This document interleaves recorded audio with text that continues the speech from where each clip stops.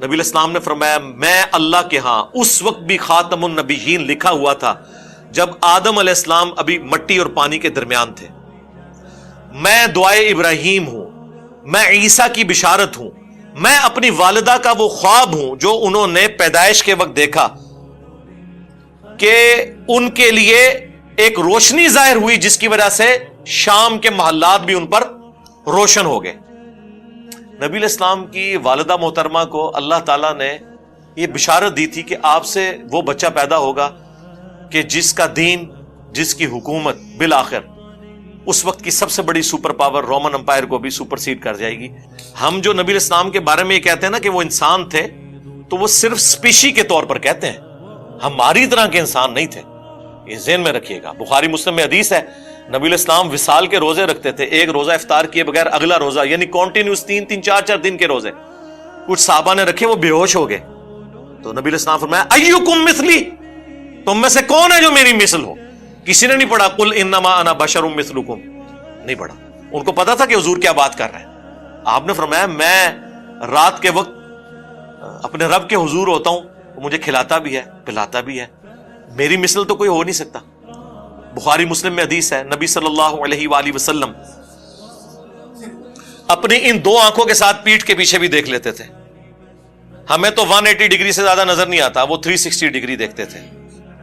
آپ کو پیچھے صحابہ کرام نظر آتے تھے نماز کی حالت میں، یہ آپ کا معجزہ تھا، ہماری آنکھیں تو نہیں دیکھ سکتی۔ بخاری مسلم میں حدیث ہے نبی علیہ السلام نے نماز کسوف پڑھائی، جو سورج گرہن کی نماز ہے، اس میں چند قدم آگے بڑھے، ہاتھ بلند کیا، پھر واپس کیا۔ صحابہ نے کہا آج آپ کو ایسا عمل کرتے ہوئے دیکھا جو پہلے نہیں دیکھا، تو آپ نے فرمایا مجھے اللہ تعالیٰ نے جنت دکھا دی اور اس میں نے انگوروں کا ایک گوشہ دیکھا، میں نے ارادہ کیا تمہارے لیے توڑ لوں۔ اب جنت 7 آسمانوں کے اوپر، ہاتھ بھی وہاں تک پہنچ رہا ہے، تبھی تو توڑنے کا ارادہ کیا اور دیکھ بھی لیا، اور پھر فرمایا کہ نہیں، پھر میں نے اسے ترک کر دیا، اور اگر میں توڑ لیتا تو تم ہمیشہ کھاتے رہتے، کیونکہ جنت کی نعمتوں کو فنا نہیں ہے۔ ایک آپ نے دانا توڑنا تھا، دوبارہ لگ جانا تھا، وہ جنت کو تو فنا نہیں ہے۔ لیکن وہ پردہ جو بخاری مسلم میں حدیث ہے کہ جنت کی نعمتیں وہ ہیں جو نہ کسی آنکھ نے دیکھی، نہ کسی کان نے سنی، نہ کسی کے دل پر ان کا کبھی گمان بھی گزرا، تو وہ پردے میں رہی بات۔ اب نبی علیہ السلام کی نگاہ مبارک، پھر بخاری مسلم میں حدیث ہے نبی علیہ السلام کے پسینے سے خوشبو آتی تھی، حتیٰ کہ آپ کا پسینہ لوگ عطر کے طور پر استعمال کرتے تھے، اپنی خوشبو میں ملاتے تھے، اور نبی علیہ السلام اسے انڈورس کیا کرتے تھے کہ ہاں تم یوز کرو۔ صحیح بخاری اور مسلم میں حدیث موجود ہے نبی علیہ السلام کا جو وضو کا بچا ہوا پانی، جب صحابہ کرام آپ ایک بڑے تھال میں وضو کرتے تھے نا، تو وہ تھال ضائع نہیں کیا جاتا تھا، وہ حضرت بلال جب باہر لے کے آتے تھے تو صحابہ کرام اس میں سے اپنے جسم کے اوپر تبرکن ملتے تھے۔ ایک تو بخاری میں صلح حدیبیہ والی حدیث ہے نا، بڑی لمبی، اس میں تو حضور وضو کر رہے ہیں، وہاں تو ڈائریکٹ وہ اپنے چہرے پر اور برکات حاصل کر رہے ہیں۔ مسلم شریف میں حدیث ہے نبی علیہ السلام سخت سردیوں میں بھی فجر کی نماز کے بعد جب باہر نکلتے تو مدینے کے لوگ اپنے بچوں اور غلاموں کو بھیجتے تھے برتن اٹھا کے، اور حضور علیہ السلام ہر برتن میں اپنا ہاتھ ڈالتے جاتے تھے برکت کے لیے۔ اور اخلاق دیکھیں، سردیوں میں کس کا دل کرتا ہے یارا ٹھنڈے پانی میں ہاتھ ڈال، لیکن اب جتنے لوگ آتے تھے حضور کسی کو محروم نہیں لوٹاتے تھے، اور برکت ہوتی تھی اس کی، ظاہر ہے آپ کی مبارک تبرکات کی برکت ہے۔ آپ علیہ السلام کے ڈائریکٹ تبرکات کی بھی، انڈائریکٹ بھی۔ ڈائریکٹ تبرکات میں صحیح بخاری میں ایک تابعی کہتے ہیں کہ رسول اللہ کا ایک بال میرے پاس ہونا دنیا اور جو کچھ اس کے اندر ہے اس سے بڑھ کر مجھے محبوب ہے۔ اور بخاری مسلم حدیث ہے نبی علیہ السلام نے حج یا عمرے کے موقع پر جب حلق کروایا، اپنے بال منڈوائے تو حضرت طلحہ کو دیے اور کہا صحابہ میں تبرکن تقسیم کر دو۔ نبی علیہ السلام نے خود تقسیم کروائے اپنے بال مبارک، حتیٰ کہ صحیح بخاری میں آتا ہے ام سلمہ ہماری جو ماں ہے سلام اللہ علیہا، انہوں نے رسول اللہ کے چند بال ایک ڈبیا سے نکالے اور کہا کہ یہ نبی علیہ السلام کے بال ہیں، ہمارے محلے میں جب کوئی بیمار ہوتا ہے تو ہم اس کا دھون اسے دیتے ہیں، وہ برتن بھیج دیتا ہے تو وہ شفا کے طور پر استعمال کرتے ہیں۔ یہ صحیح بخاری میں ہے۔ صحیح مسلم میں اسما بنت ابی بکر نے رسول اللہ کا کرتا نکالا، کالے کلر کا کسروانی تیالسی جبہ جس پہ گوٹ بھی لگی ہوئی تھی، اور کہا کہ یہ نبی الاسلام پہنتے تھے اور یہ سیدہ عائشہ کے پاس تھا اور ان کی وفات کے وقت میں نے ان سے لے لیا، وہ بڑی بہن تھی ان کی، اور ہم اس کا دھون مریضوں کو شفا کے لیے پلاتے ہیں۔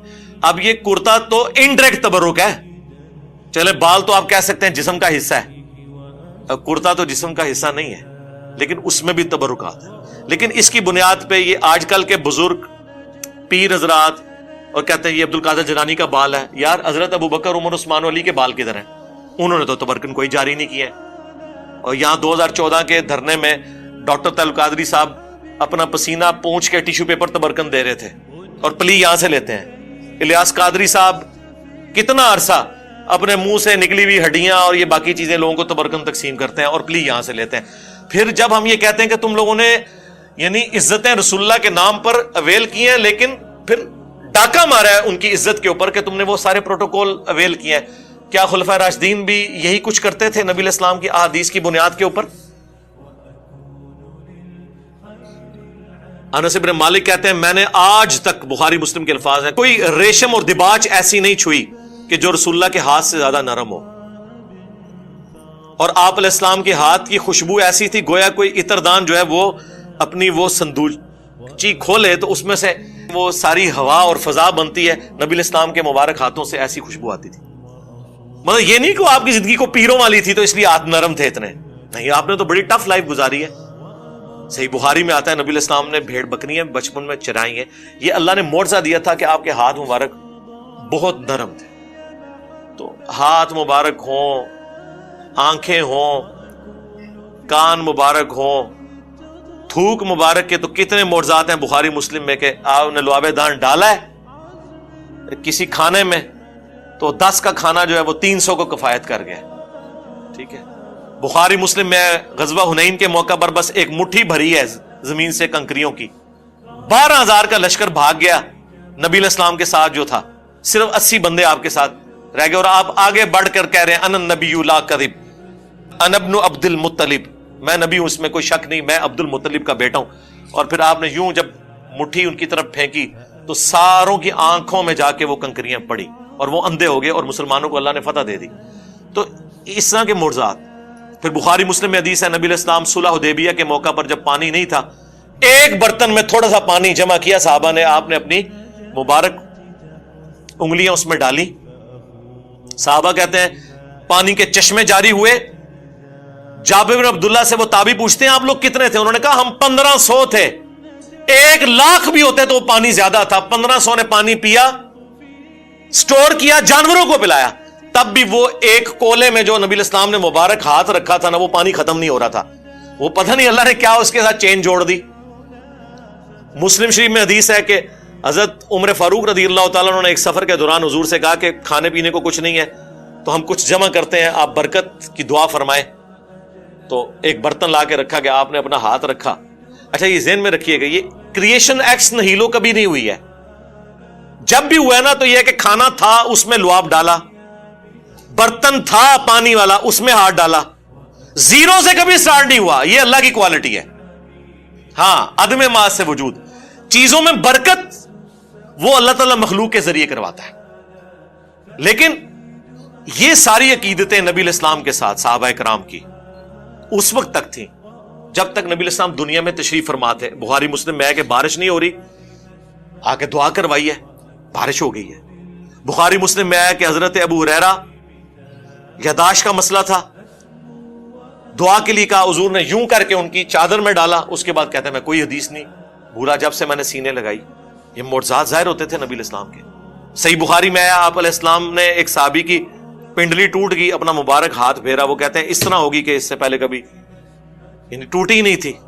اب یہ سارے وہ معجزات تھے جو نبی علیہ السلام کی مبارک زندگی میں صحابہ کرام اویل کرتے تھے، لیکن جیسے ہی نبی علیہ السلام کی وفات ہوئی ہے آپ کی قبر پہ جا کے کبھی کسی نے نہیں مانگا، بلکہ اس کے الٹ ملتا ہے۔ صحیح بخاری 1010 نمبر حدیث ہے 1010، حضرت عمر کہتے ہیں انا کنا نتوسل الیک بنبینا، اے اللہ پہلے ہم تیرے نبی کے توسل اختیار کرتے تھے، تیری بارگاہ میں پیش کرتے تھے ان کو، وہ دعا کرتے تھے، ان کی دعا کی برکت سے بارش نازل ہوتی تھی۔ اب ہم تیرے نبی کے چچا کو لے کے آئے ہیں، ان کی دعا کی برکت سے بارش نازل فرما دے، اور وہ پھر بارش نازل ہو جاتی تھی۔ تو نبی علیہ السلام کی وفات کے بعد لوگ قبر کے ساتھ نہیں عقیدہ وہ وابستہ کیے ہوئے تھے، یہ بریلوی حضرات جتنی باتیں کرتے ہیں نا یہ بالکل درست ہیں. میں اس لیے اکثر کہتا ہوں کہ رسول اللہ کی زندگی میں جو صحابہ کی حضور کے ساتھ عقیدت تھی وہ آپ بریلویوں میں دیکھ لیں, اور رسول اللہ کی وفات کے بعد جس طرح کی عقیدت ہونی چاہیے وہ آپ اہل حدیث کے اندر دیکھ لیں. چاند ایک غلو والی چیزیں ہیں وہ الگ ہیں, وہ ہر جگہ موجود ہیں, وہ اختلاف اپنی جگہ, لیکن یہ نہیں ہوا کہ حضور کی قبر کی مٹی کو لے جائے سجدے شروع کر دے. ناٹ ایٹ آل, نیور, کبھی ایسی بات نہیں. حضور کی میت کے اوپر خطبہ دے رہے ہیں حضرت ابوبکر صدیق رضی اللہ تعالیٰ عنہ, بخاری میں کم از کم 4 جگہ ہے, اور کیا بول رہے ہیں؟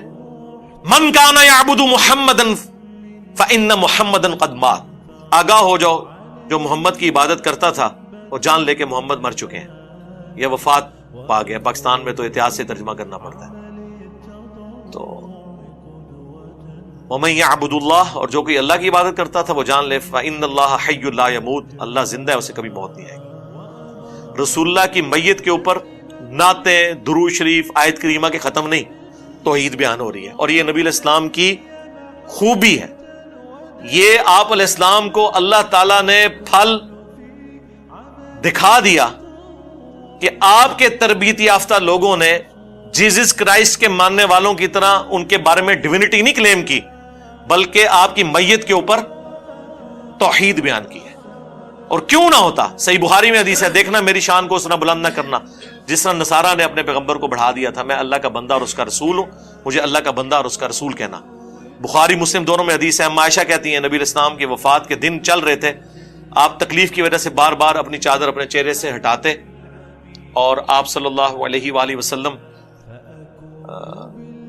فرماتے ساتھ لعن اللہ الیہود والنصارى اتخذوا قبور انبیائہم مساجدا, اللہ کی لعنت ہو یہود و نصارہ پر کہ انہوں نے نبیوں کی قبروں کو سجدہ گاہ بنا لیا تھا. اور اما عائشہ کے الفاظ ہیں بخاری مسلم میں کہ یہ حضور ہمیں ڈرا رہے تھے, اگر ہمیں یہ خطرہ نہ ہوتا کہ لوگ رسول اللہ کی قبر پہ سجدے شروع کر دیں گے تو میں نبی علیہ السلام کی قبر کو اوپنلی زیارت کے لیے چھوڑ دیتی. یعنی وہ حجرے والا معاملہ ختم ہو جاتا, صرف یہ ڈر تھا کہ یہ کام نہ لوگ ڈالیں. بخاری مسلم دونوں میں حدیث ہے, نبی علیہ السلام کی 2 بیویاں ام سلمہ اور ام حبیبہ جو ہجرت حبشہ میں شامل تھی, وہ حضور کی بیماری کے دنوں میں, آخری دنوں میں کہہ رہی تھی جب ہم حبشہ گئے تھے ہم نے ماریہ نام کا گرجا دیکھا تھا, وہاں پر تصویریں تھیں. حضور اس تکلیف کے عالم میں بھی اٹھے اور انہوں نے کہا کہ یہی تو ان میں خرابی تھی, جب کوئی پیغمبر یا نیک آدمی فوت ہو جاتا تھا اس کی قبر پہ تصویریں لٹکا لیتے تھے, مسجدیں بنا لیتے تھے, اور وہ سارے معاملات شروع کر دیتے تھے. قیامت کے دن یہ لوگ بدترین مخلوق بنا کر اٹھائے جائیں گے. باقی قبر رسول اس پلانٹ ارتھ پہ اللہ تعالیٰ کی تجلیات کا مرکز ہے, شاہر اللہ میں سے ہے, اس کی حاضری نفلی عبادات میں افضل ترین عمل ہے.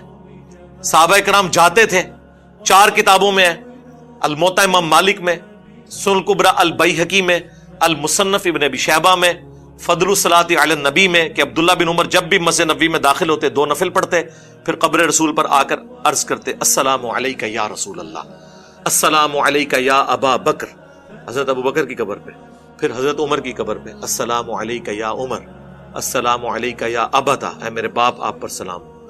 وہ فضائل اپنی جگہ ہیں, اس سے تو کوئی انکار کر ہی نہیں سکتا. کوئی بدبخت ہی ہوگا جو ان چیزوں کا انکار کرے, لیکن غلوف سے بچنا ہے. لا تغلو فی دینکم ولا تقولوا علی اللہ الا الحق, دین میں غلوف نہیں کرنا, اور اللہ پہ بھی وہی بات کرنی ہے جو حق پر مبنی ہو. دیکھیں ابو داؤد میں حدیث ہے, سنن ابن ماجہ میں ہے, ایک صحابی نے حضور کو سجدہ کیا, آپ نے فرمایا سر اٹھا کیا کر رہے ہیں؟ کہ یا رسول اللہ ہیرا نامی جگہ پر گیا تھا, وہاں لوگ اپنے سردار کو سجدہ کرتے ہیں, آپ تو اللہ کے نبی ہیں. آپ نے فرمایا جب میں فوت ہو جاؤں گا اور تم میری قبر سے گزرو گے کیا میری قبر پہ بھی سجدہ کرو گے؟ کہا نہیں یا رسول اللہ. تو فرمایا پھر مجھے کیوں سجدہ کر رہے ہو؟ اگر میں سجدہ جائز سمجھتا تو بیویوں سے کہتا کہ اپنے خامدوں کو سجدہ کریں اس حق کے سبب جو اللہ نے ان کو دیا ہے. اب انہوں نے نہیں آگے سے کہا یا رسول اللہ میں تو عشق میں کر رہا ہوں, عشق دے چلے نمبر لے گئے, اور اس سے بڑھ کر حضرت آدم کو بھی تو فرشتوں نے کیا تھا, ہم آپ کو کیوں نہ کریں؟ لاجکس تو بناتے ہیں نا, اس طریقے سے کرولریز بناتے ہیں. خصوصاً آپ بریلویوں کو دیکھیں گے, اہل تشیع کو دیکھیں گے, وہ کیسی کرولریز بناتے ہیں. جی ادھر یہ ہو گیا تھا ادھر کیوں نہیں ہو گیا؟ اس طرح آپ کریں گے تو کل کو آپ نبی علیہ السلام کے والد کا بھی انکار کر دیں گے کہ چونکہ حضرت عیسیٰ بغیر باپ کے پیدا ہوئے تھے, اور یہ حضرت عیسیٰ کی بہت بڑی فضیلت اور معجزہ قرآن میں رپورٹ ہوا ہے، ہم بھی اپنے نبی کے والد کے ہونے کا انکار کر دیں گے؟ نہیں یار، خدا کے لیے رسول اللہ کی فضیلت سب سے بڑی یہی ہے کہ آپ خاتم النبیین ہیں. ہاں، اس کے بعد کسی اور فضیلت کی ضرورت ہی نہیں ہے. یہ اتنی بڑی فضیلت ہے کہ اس فضیلت کی برکت سے امت کو یہ کام ٹرانسفر ہو گیا. کنتم خیر امۃ اخرجت للناس تأمرون بالمعروف وتنہون عن المنکر وتؤمنون باللہ.